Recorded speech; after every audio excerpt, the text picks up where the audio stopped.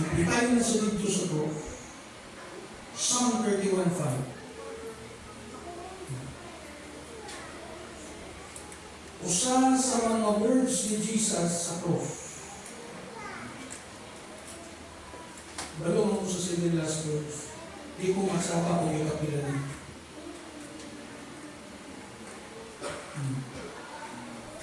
Ingon si Jesus, into your hands I commit my spirit. Luke 23:46. Ang po. Same ang isulat ni Dr. Luke. While he was telling the account about Jesus' death, and when Jesus had cried out with a loud voice, he said, Father, into your hands I commit my spirit. Having said this, he breathed his last. Ang ikapila ni na ulong sa pito. Na may 7 last words, di ba? Sa Espanyol, itawag o 7 palabras. Ikapila ni.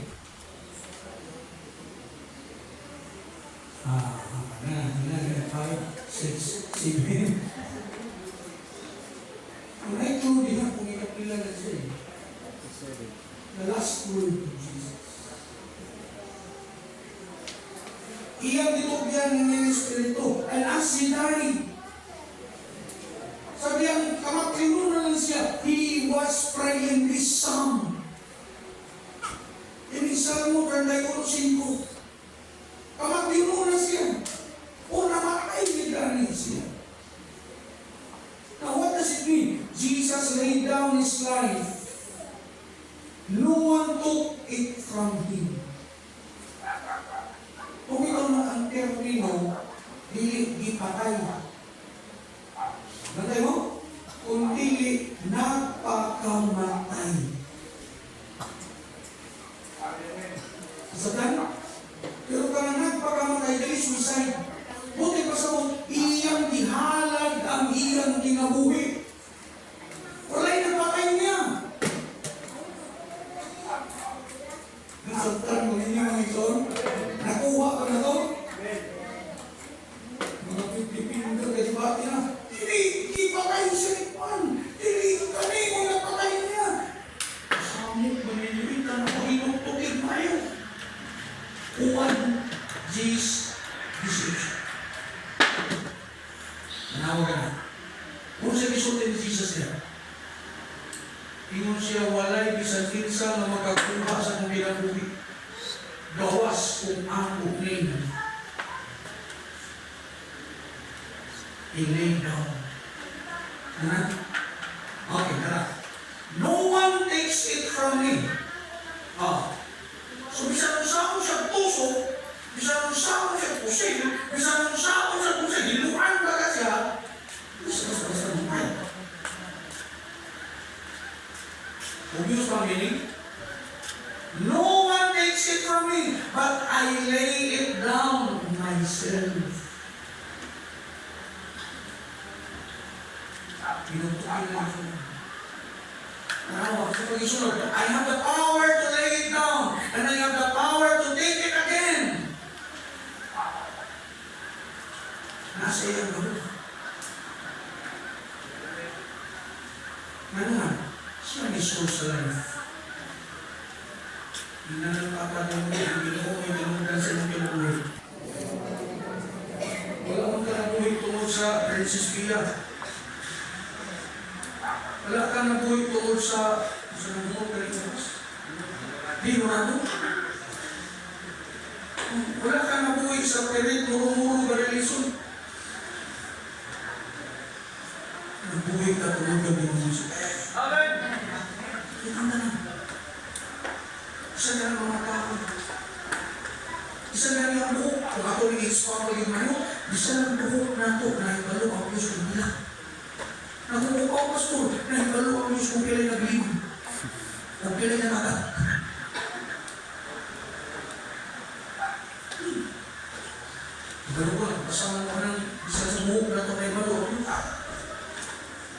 Jesus lived. That's why Jesus na a victim of murder. Wala siya di-murder.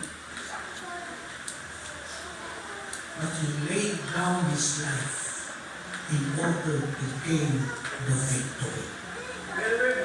E di man mo daog ang Diyos kung di siya mamatay. Kaya kumani sa kamatayon, binumog siya. Psalm 16:10. Ingon niya, for you will not abandon my soul to Sheol, or will you allow your Holy One to see corruption? Muna ni Yahweh, yung kanila versikulo or pasahe or passage of Scripture, in Messianic Scripture, interpreted as a prophecy about the Messiah's burial and subsequent resurrection. Namatay, bilubog. Nalugaran ni Jesus sa itong panahon na grabe kaklas, bato. Gibanagan ang bato na dako. Kung ana ang lugnanan sa una sa tao, buti pa sa mo, dako na ang tao. Kung ipayuta, unang bilig dako. Kung nag-balik at tumalugnanan, dako. Believer ni Jesus o Skritura. Pagkamatay ni Jesus, pagka sa usong na nagawang na, nakuha na yun. Ipatay na lawas. Idihugan. Ihinduan. Imukos na yun ang panakto ng lino. Ipahilungan dito sa sulo. O kiligiran o dakong bato. O kisilyuhan. Ano kisilyuhan man? Araw na way basta-basta ng kapal. Pinagsaad ng Jesus. Mamatay ko, ilubong ko, pero human sa tulupan na mawala ko. Pag-una ko ninyo dito sa Galilea, magkita ka dito. Nawala man sa panunduman sa mga disipulo. Oh. Now, balik na dali sa Salmo. Sheol refers to the realm of the dead or the grave. Ang corruption, ngunit pasabot decay, kaya pagkatunas sa lawas. Ngunit kahintang, unaan na sa lugnanan. Now, ang Salmo na gingon, you will not abandon my soul o Sheol. But pasabot, ilubong siya, hindi siya mabuhay ito. Mabanhaw siya. Labi na nanginagawa. Ang ingon na rin, nor will you allow your Holy One to see corruption or decay. Diliin mo ito po, na kining imong binalaan, o Mesiyas, makasinati ang lawas o pagkalunod.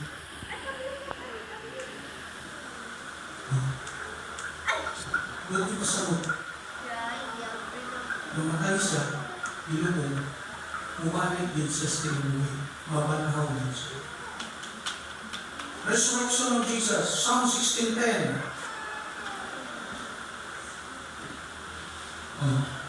Abang kita ba? Salmo 16:10. Dito lagi hapon. You will not allow your Holy One to see corruption. So, i-summarize na ito kanta ni, you came from heaven to earth, tama? From the earth to the cross, my dear, from the cross, from the cross to the grave. From the grave, napagnaw siya, kung yaming kayo. Pero ang resurrection mo itong nanahon, dunay detalye. Anong resurrection ni Jesus na dili kaayo ginaisbutan?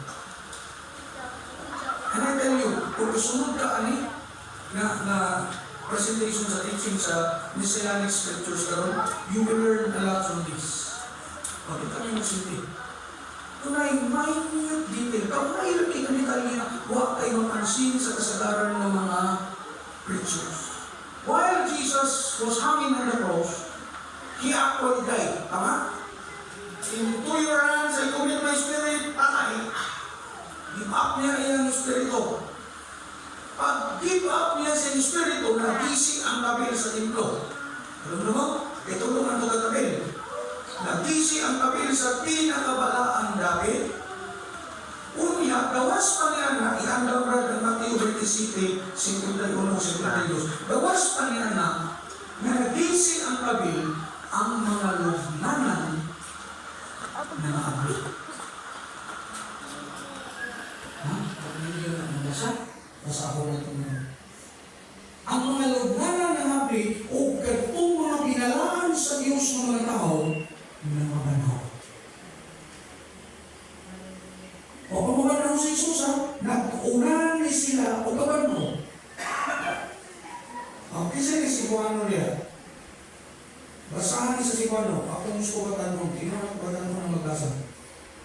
Hindi na ito kung gusto mo rin yung batanong. Batanong, palit isa ka mong gunaan, kaya pabasa ka sa Sibano. Matthew 27:51-52. Nawa ganit. Nag-una niya sila kabanong. Sa namatay ka na si Jesus, hindi sila kabanong. Ugaghan na nakakita sa iyo. Oh. Matthew 27:51-52. Naliw ko ba dyan? Asa naman ito mga mo? Nice buwan mo dyan sa tanong, wala? Wala? Ako na lang nabasa dali. Oh. Unya, 51. Unya ang kabil sa templo nagising. Gikan sa taas, nagto sa ubos, ug nauyog ang yuta, ug nangapikas ang mga bato. This is physical. This is not symbolic. Naglinog bukusog kayo, nagisi ang kabil, nangabupak ang mga bato. 52. Kung nagbasa ka si Juan, masaktan din yung diretso. English lang yung diretso. Ang mga lugnanan na naabil. O daghan sa mga nangamatay na kakauhan sa Diyos ang mga banhaw. O nang bula sa ilang mga lugnanan. Miadto sila sa balaang sila human mabanhaw si Jesus. O dito nakitaan sila sa daghang mga tao. Minsan niya iwalo na nila. Nakapiniso. Nakapinagpunang pabanhaw ka Jesus. Pero wak sila gusto diretso sa sila. The graves were open and many bodies of the saints who had fallen asleep were raised. No, 53 po mga nagrad. Ipatayo na to. Galing ko. And coming out of the graves after his resurrection, they went into the city and appeared to me. May pakikat sila sa kadaghanan. Human mabanhaw si Jesus.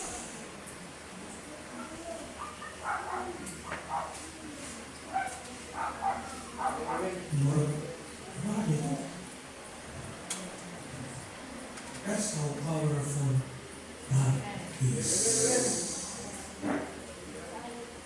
Ang Diyos ay mong itutukan ng sumunod anak na powerful. Dili lang siya good, dili lang siya love, na powerful na makagatahon siya ng Diyos. Itong diawit na ito kanina dapat sa Diyos ko na ito.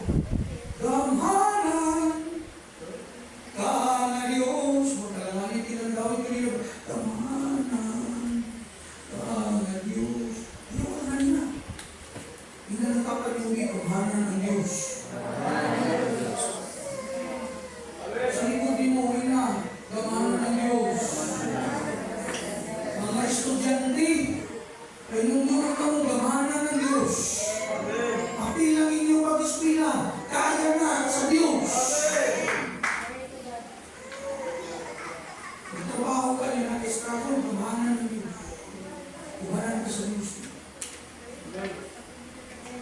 nurse ka? Si nurse gusto. Nurse walay? Gamahanan.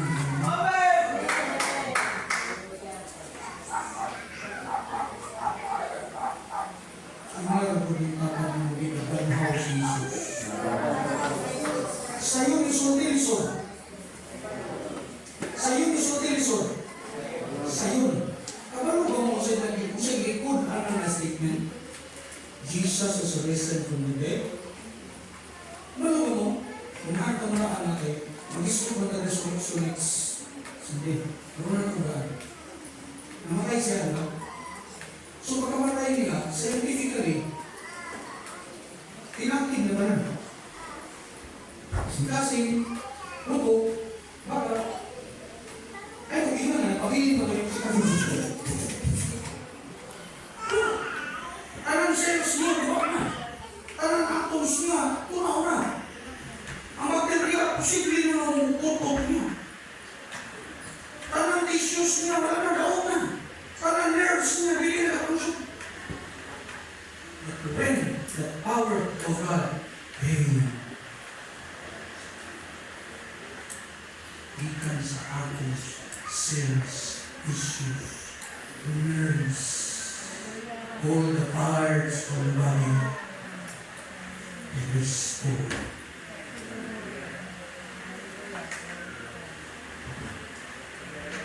Unang ingon siya, pinali sa akong mga lubong, among nahalin.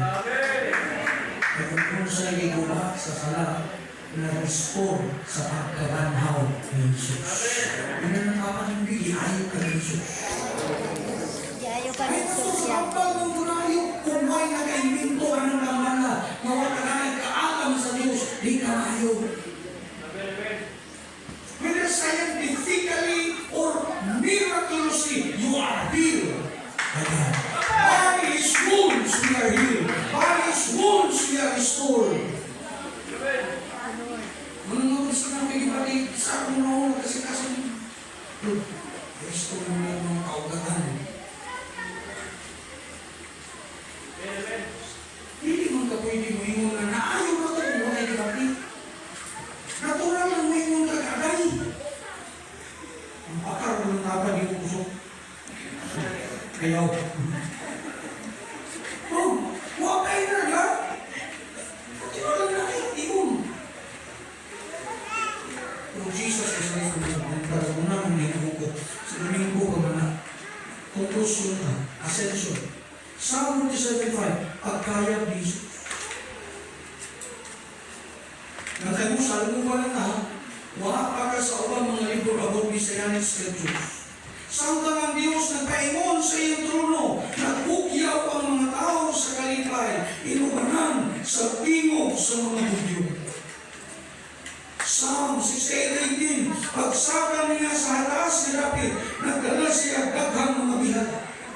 Muli ka itong mga na-resurrect ba na? Sabi mo ni, huwag pa ka sa New Testament. Sa New Testament, mas exciting. Why? You will read the fulfillment.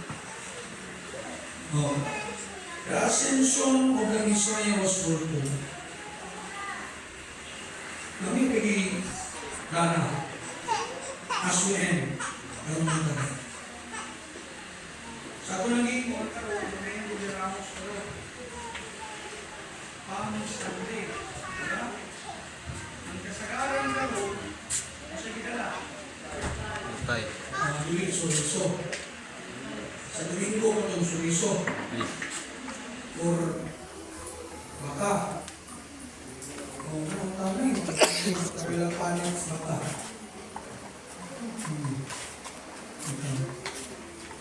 Carol Domingo de Ramos, the triumphant entry of Jesus to Jerusalem. Matthew chapter 21. Now, ang mga tao, nagkuha, nagpupulong ng mga sana, nagkuha o mga palwa sa palmira, nagbuklad sa ilang mga panakton, o ilang bitayan-dayan sa dala na di inagataw, nagbaktas ang isakyan ni Jesus. Ang mga nagkakaroon, ang mga magkakaroon na this is a very important detail about the death of Jesus. Kung siya disappear ni Jesus, Asno. donkey. Nanong donkey man. Naging na siya. Dapat ang sakya niya is warrior horse. Kaya giprophesy ko siya as king, Isaiah 9:6. And the government shall be upon his shoulder. Sa Revelation, he is the King of kings and the Lord of lords. Yung anong asko bisa niya?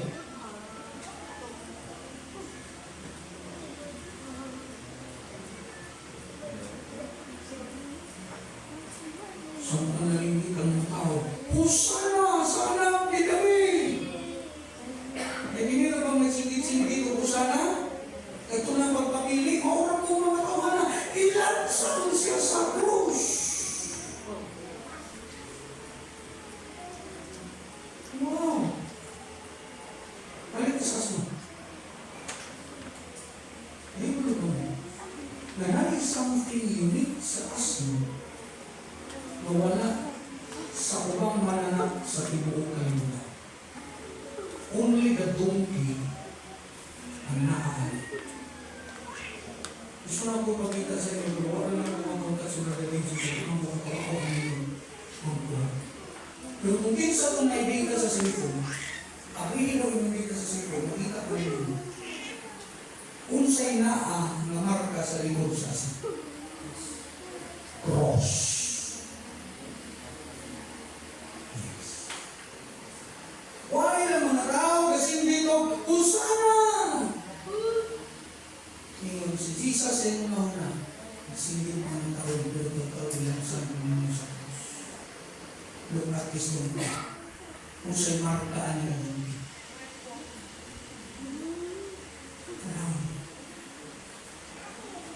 Even when isabak pa siya, musa isakyan ni Maria at Jose. Hindi mo? Pagtakas nila pagulong sa Egypt, pati yung itong mga bata, pagmandar ni King Herod, pati yung kanyang bata, ditakas sila. Musa isakyan? Airplane.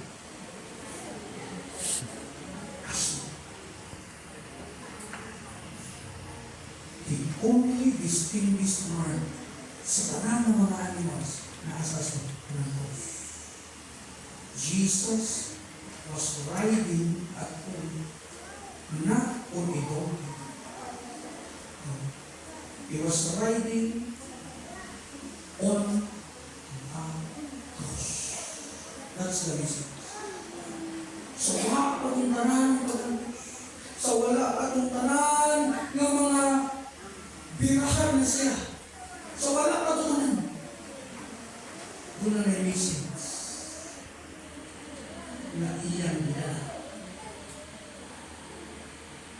Kung saan na ang message? The message of salvation. Muna kung tunay pinakahabili na utang din sa kalimutan. Ayaw ko ba siya?